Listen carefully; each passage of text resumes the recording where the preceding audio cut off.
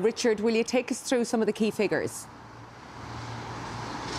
Yeah, certainly will, Colette. Generally speaking, the NTA's own analysis of its fares determination says that 82% of public transport fares will either remain at the same level or reduce in price, while 18% will see fares increase. So the real focus today in terms of the presentation was on the Dublin commuter belt, and what they've done is actually created two new zones to determine the fares. We can show you those now.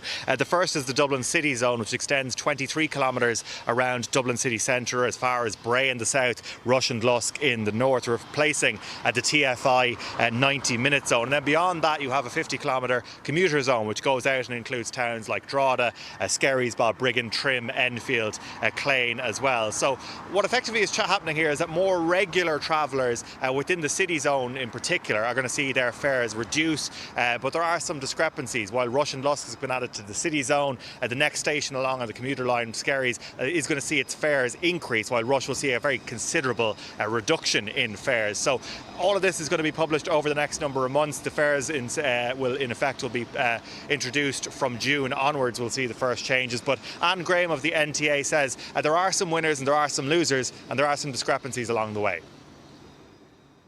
And I can understand that. It does seem to be counter-intuitive, but because we do want to see more people using public transport.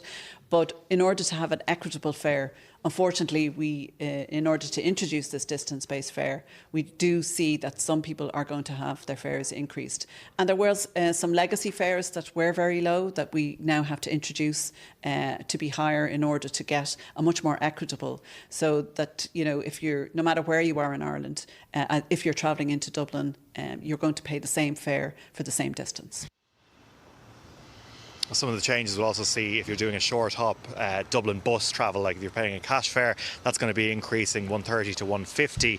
Generally speaking as well, one of the focuses for the NTA is that they're going to phase out multi-use or multiple trip individual paper-based tickets in favour of the Leap card, which is where they're pushing people to see the most savings. They're also, for some of those commuter belt towns which are just outside the city zone, which are going to see their fares increasing from €32 to €40 on a weekly basis. They're going to keep that fare at €32 for the time being, because they do understand that it is a considerable increase for some commuters. News correspondent Richard Chambers, thank you for all of that.